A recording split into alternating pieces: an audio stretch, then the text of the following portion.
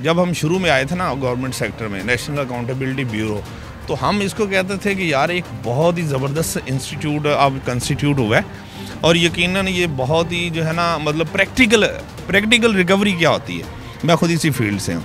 Recovery ये होती है कि एक्स या वाई ने माल करप्शन की है, हमारी जो इंक्वायरी कमेटी है उसने इस्टेब्लिश कर दी है उसके ऊपर रिकवरी। मुख्तसर कर रहा हूँ मैं बात को, रिकवरी इस्टेब्लिश हो गई। अब हमने उससे पैसे लेके सरकारी खराबे ट्रेजरी में यानी खजाने में जमा करवाने। आसान सी बात है, इसमें कोई 2 + 2 का कोई फार्मूला तो है नहीं। अब वो पैसे लें, कैसे लेने हैं, उससे कहाँ से रिसीव करने हैं, उसका जो एसेट्स हैं वगैरह व्हाट्सएवर उससे पूछें, जैसे भी मार कुटाई करके जो भी तरीका है वो पैसे लेके आप कौमी खजाने में जमा कराएं और वो रसीद अवाम को दिखाएं। बिस्मिल्लाहिर्रहमानिर्रहीम, अस्सलाम वालेकुम। आप देख रहे हैं उर्दू पॉइंट और मैं हूं इब्तिसाम नबी। नाज़रीन, पाकिस्तान के साबिक वज़ीर आज़म शाहिद खकान अब्बासी का कहना है, उन्होंने फरमाया है कि नैब एक काला कानून है, इसकी अपनी कोई वर्थ नहीं है, इसको सरासर सिर्फ़ और सिर्फ सियासी इंतकाम के लिए यूज़ किया जा रहा है। किसी एक फ़र्द पर यह करप्शन साबित नहीं कर सके। मियाँ नवाज़ शरीफ का उन्होंने हवाला दिया, मियाँ शहबाज शरीफ का हवाला दिया कि नैब को इनके पास कुछ नहीं मिलेगा, कुछ भी ये साबित नहीं कर सकेंगे। हम भी ये पूछेंगे यहाँ पे मौजूद लोगों से कि वो इस बारे में क्या कहते हैं कि वाकई नैब कुछ कर पाएगा या नहीं कर पाएगा, क्या कारकर्दगी है लोगों की नज़र में नैब की अब तक के लिए। तो आइए लोगों की बात आप तक पहुँचाते हैं। वालेकुम सलाम। कैसे हैं? अल्हम्दुलिल्लाह, अल्लाह का फजल। अच्छा, क्या करते हैं सर? यार तिजारत करता हूँ, कारोबार करते हैं। हमें बताइएगा कि पाकिस्तान के साबिक वज़ीर आज़म शाहिद खकान अब्बासी, आपको मालूम ही होगा, उन्होंने एक बयान दिया है कि जो नैब एक काला कानून है, वो सिर्फ़ और सिर्फ कोई एहतसाब नहीं हो रहा, एहतसाब के नाम पे ड्रामा हो रहा है, एहतसाब के नाम पे बल्कि इंतकामी कार्रवाइयों के लिए नैब को इस्तेमाल कर रहे हैं। हालांकि हुकूमत का कहना है नैब एक आज़ाद इदारा है, अपने आज़ाद दायरे में रह के वो काम कर रहे हैं और जो करप्ट जो है अनासर हैं उनको पकड़ रहे हैं। क्या लगता है कि नैब की कारकर्दगी से आप मुतमिन हैं कि एक वाकई एक आज़ाद अदारा है या सिर्फ़ और सिर्फ ये ड्रामा ही है साहब? जब तक हमको मालूम है ये आज़ाद इदारा है और इससे भी आज़ाद होना चाहिए और ये मजबूत होना चाहिए। जैसे अभी जो काम कर रहे हैं बिल्कुल अच्छा कर रहे हैं। आपको एज ए पाकिस्तानी लगता है कि इन्होंने अब तक जो कुछ किया, जब तक जितनी भी कार्रवाइयाँ इन्होंने की हैं, किसी एक को भी मंतकी इंजाम तक नहीं पहुँचाया, किसी एक का रिजल्ट तक नहीं आया? शहबाज शरीफ को इन्होंने कितने दिन से गिरफ्तार किया हुआ है, लेकिन अभी तक उस पर किसी किस्म के चार्जेस साबित नहीं कर सके। लगाए हुए हैं, उनकी 2-3 केसेस में गिरफ्तारियाँ इन्होंने डाल दी हैं। पहले आशियाना हाउसिंग स्कीम था, फिर साफ पानी था, फिर उसके बाद अलजीजिया स्ट्रीम मिल गया साहब। इस तरह गिरफ्तारी पे गिरफ्तारी डाली जा रही है। लेकिन सवाल ये है कि एज ए पाकिस्तानी सोचते हैं कि ये वाकई ही एहतसाब करते हैं या सिर्फ और सिर्फ ड्रामा ही है बात? यार इंशाल्लाह जब तक ये काम आइंदा चलेगा इसे तो इंशाल्लाह कुछ नतीजा ज़रूर देगा।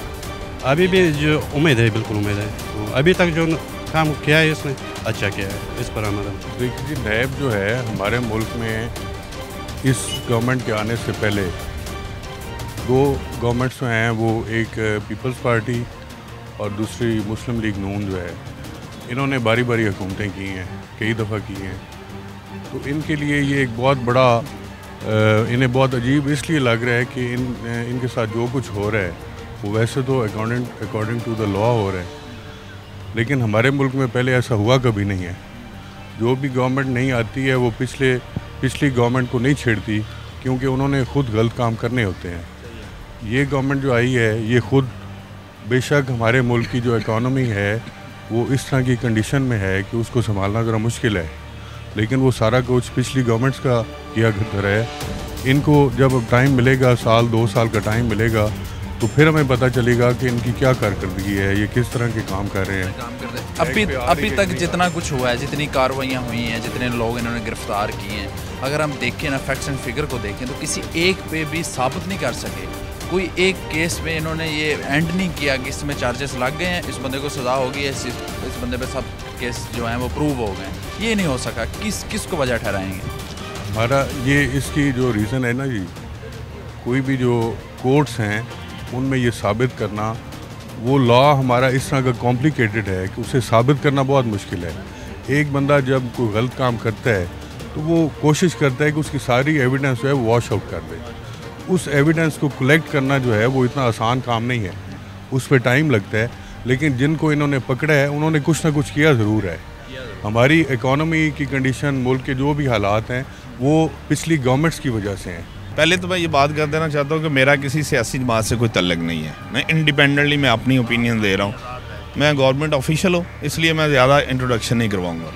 लेकिन ये फैक्ट है कि जब हम शुरू में आए थे ना गवर्नमेंट सेक्टर में, नेशनल अकाउंटेबिलिटी ब्यूरो, तो हम इसको कहते थे कि यार एक बहुत ही ज़बरदस्त इंस्टीट्यूट अब कंस्टिट्यूट हुआ है और यकीनन ये बहुत ही जो है ना मतलब प्रैक्टिकल रिकवरी क्या होती है। मैं खुद इसी फील्ड से हूँ। रिकवरी ये होती है कि एक्स या वाई ने माल करप्शन की है, हमारी जो इंक्वायरी कमेटी है उसने इस्टेब्लिश कर दी है उसके ऊपर रिकवरी। मुख्तसर कर रहा हूँ मैं बात, रिकवरी इस्टेब्लिश हो गई। अब हमने उससे पैसे लेके सरकारी खराबे ट्रेजरी में यानी खजाने में जमा करवाने। आसान सी बात है, इसमें कोई 2+2 का कोई फार्मूला तो है नहीं। अब वो पैसे लें, कैसे लेने हैं, उससे कहाँ से रिसीव करने हैं, उसका जो एसेट्स हैं वगैरह व्हाट्सएवर उससे पूछें, जैसे भी मार कुटाई करके जो भी तरीका है वो पैसे लेके आप कौमी ख़जाने में जमा कराएं और वो रसीद अवाम को दिखाएं। यही सवाल है। वो पैसे बैंक स्टेटमेंट में आ गए, 10 लाख हमारा ट्रेजरी अकाउंट है, बड़ा आसान है। आप वहाँ से बैंक स्टेटमेंट निकलवाएं, जी ये अली है, ये एक्स है, ये वाई है, इससे 10 करोड़ रिकवर हुआ है, ये सरकारी खजाने में इस डेट में जमा हुआ है, ये बैंक डिपॉजिट स्लिप है, इसे आप चेक करें और उसकी बैंक स्टेटमेंट निकलवाएं, वेरीफाई कर लें। कोई एक हमें बताएं जहाँ नैब ने वो रिकवरी की हो करके और वहाँ आवाम को डिस्प्ले किया हो इमरान खान साहब ने या नैब ने या चीफ जस्टिस ने कि लो जनाब ये 6 अरब डॉलर मैंने नवाज शरीफ से निकलवा लिया। वो रसीद किधर है, वो पैसा किधर है? वो जो स्विट्ज़रलैंड में अकाउंट थे 20 अरब डॉलर या 100 अरब डॉलर, किधर है वो पैसा? 200 अरब डॉलर स्विट्ज़रलैंड में, 200 अरब डॉलर किधर है वो पैसा? उसकी कोई रसीद दें हमें। वो पैसे आए, खत नहीं लिखा, जो भी झगड़ा हुआ, मसले मसाइल हुए आपके, हमें रसीद दें कि बैंक में पैसे जमा हो गए। ये जो अकाउंट्स निकल रहे हैं, ये फेक अकाउंट्स जो बने हुए हैं, वो ट्रांजैक्शन आपने परफॉर्म कर ली है, पैसा किधर है? यही सवाल है कि पैसा हमें पैसा किधर है? वो ट्रांजैक्शन 15 करोड़ की निकलाई, 15 करोड़ निकला वो नाई के माम से, तो वो पैसा किधर अब गया? वो सालों वो वापस लेके आओ। अगर इसी तरह चलता है, आप क्या समझते हैं अगर इसी तरह चलता रहे तो नैब जल्द बंद हो जाए? आपको बताता हूँ, एक अदारा है, मैं नाम नहीं लेता, उसने ये सारा डोंगर चाया हुआ है। अगर उसके अंदर जाके आप देखें तो आपके रोंगटे खड़े हो जाए। आप कहें कि यार ये वो अदारा है जिसकी बेस पे ये सारा जो है ना प्रोपेगेंडा किया जा रहा था अवाम को। एक चलती ट्रेन जो अच्छी खासी जा रही थी रफ्तार से, उसके अंदर स्पीड ब्रेकर लगा के उसको उल्टा दिया, जैसे इंडिया में ट्रेन उल्टी है। यानी कि आपकी इकॉनमी अगर वो स्मूथ आने लगती है तो अब आप पैसे मांग रहे हैं। आप कहते हैं वो देखें पैसे मांगने से कितने दिन घर चलता है बताएं मुझे। आपका बड़ा भाई है ना, एक दिन 200 रुपया दे देगा कॉलेज जाते हुए, दूसरे दिन तीसरे दिन वो बैग पे टांग मारेगा, दहो जो अबू जी से जाके लो। कितने दिन पैसे देगा सऊदी अरब आपको? वो जो आपके अपने रिसोर्सेज हैं जिन्हें आप कहते हो जी हमने इस्तेमाल करना है, हमने वो रोक ली, वो कौन से रिसोर्सेज हैं? वो नज़र भी आ रहे हैं सरफेस पे? वो किधर गया सोना, वो कहाँ गई ट्रांजैक्शन? वो जो हम बचत कर रहे थे, भैंसे बेच की बचत होती है, अब उतने का आप खुश्क पाउडर खरीदेंगे, उस पर पैसे नहीं लगने। यार को अकल इस्तेमाल करो। सारी कौम को बेवकूफ़ बनाया, 5 वोटों पे आप कायम हुए और आप कहते हो जी मैंने वो इतना पैसा रिकवर कर लिया। तुम्हें पता है लास्ट पे क्या कहेंगे कि नैब अगर इस तरह ही चलता रहा तो बंद हो जाए? ये खाना ख़राब होगा मुल्क का। ये इंतहाई आगे कुछ तो खून नज़र आ रहा है। मैं आपको बता रहा हूँ कि जब 71 में क्या इन्होंने हमूद रहमान कमीशन की रिपोर्ट शाया की है? बताएं ना। हमारे जो बच्चे, हमारे CSP ऑफिसर, अगर आप वो पढ़ें किताबें सारी, आपके भाई आपकी बहनें उनकी इज्जतें लूटी 71 में, किधर हैं वो लोग? उनकी कोई इन्वेस्टिगेशन नहीं करनी। वो 14 लेके रो रहा है वो तारुल कादरी, शर्म नहीं उसको आती। वो खुदा के बंदो 71 में आधा मुल्क दे दिया आप लोगों ने। आप कहते हो अच्छा हुआ बांग्लादेश अलहदा हो गया, शर्म करनी चाहिए। अगर आप फ़ौज के मतलब जानते हो तो हमारी जितनी इस्लामी यूनिटें हैं उनका नाम खालिद बिन वलीद रज़ी अल्लाह ताला से स्टार्ट होता है। और खालिद बिन वलीद रज़ी अल्लाह ताला सुप्रीम कमांडर ज़रूर थे, लेकिन वो ताबे थे किसके? हमारे जो उमर बिन खत्ताब रज़ी थे उनके ताबे थे। फ़ौज को भी ये बात समझनी चाहिए, नैब को भी ये बात समझनी चाहिए। मुल्क स्मूथ चल रहा था, उन्हें चलने दें। आप नवाज शरीफ को गिरफ्तार करें, जरदारी को करें, मौलाना फजल रहमान को, सबको कोई ना कोई रिजल्ट निकले। हमें ये बताएं कि नवाज शरीफ से जो इतने 6 अरब डॉलर है वो गया हुआ मनी लॉन्ड्रिंग का, जरदारी का, वो पैसा किधर है? वो कौमी खजाने में जमा करा दे, हम 20 साल इमरान खान को रखें इंशाल्लाह। जी नाज़रीन, आपने लोगों की राय जानी। आप भी मुझे कमेंट्स में ज़रूर बताइएगा कि आप इस बारे में अपनी क्या राय रखते हैं कि आपको लगता है कि नायब की वाकई ही कोई कारकर्दगी है, अभी तक वो कुछ चीज़ साबित कर पाएंगे? किसी एक सियासतदान पे वो कोई चीज़ भी प्रूव नहीं कर सके। हमने नहीं देखा, अभी तक आपने भी नहीं देखा होगा किसी एक सियासतदान पे ये कोई चीज़ प्रूव हुई हो कि ये यार गिल्टी है, ये गिल्टी है, इसको इतनी सज़ा हुई है, इतनी हमने रिकवरी की है। उम्मीद है कि आपको वीडियो पसंद आएगी। आप भी मुझे कमेंट्स में लाजमी बताइएगा। इसी के साथ अपने मेज़बान इब्तिसाम नवीद को दीजिए इजाज़त और देखते रहे उर्दू पॉइंट। खुदा हाफ़िज़।